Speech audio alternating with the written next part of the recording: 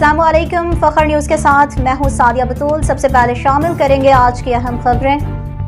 शेखुपुरा से हमारे bureau chief Rana Mohammad Akram की रिपोर्ट के मुताबिक योगा क्लब ज़राई फार्म के सीनियर रुकन अली इम्तियाज़ शेख ने योगा क्लब अरकान को मुख्तलिफ एक्सरसाइज करवाई और नई वर्जिश तकनीक से अरकान को आगाह किया।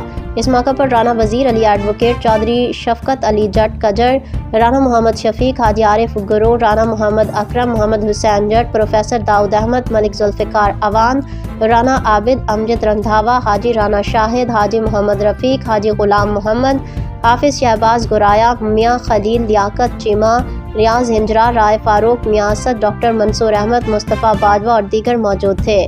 हाजी राना शाहिद अब्बास ने उम्मत मुस्लिमा के इत्तेहाद और यगानियत और मुल्की तरक्की, सलामती और अवामी खुशहाली के लिए खसूसी दुआ करवाई और तमाम अहबाब की आफियत के लिए मुनज्जात की। जबकि अली इम्तियाज़ शेख ने गुफ्तगू करते हुए कहा कि दीन इस्लाम की तालीमात तो दुनियावी और उखरवी कामयाबी के ज़ामिन है।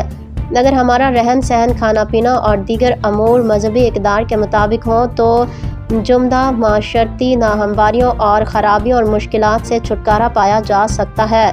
वर्जिश को मामूल बनाने वाले अफराद की ज़हनी और जिस्मानी सेहत हमेशा बेहतर रहती है। हमें न सिर्फ खुद वर्जिश पर तवज्जो देनी चाहिए बल्कि अपने दीगर अहल खाना को भी इस सेहतमंद सरगर्मी की जानिब राग़िब करना चाहिए। मज़ीद खबरों और अपडेट्स के लिए देखते रहिए फखर न्यूज़ HD।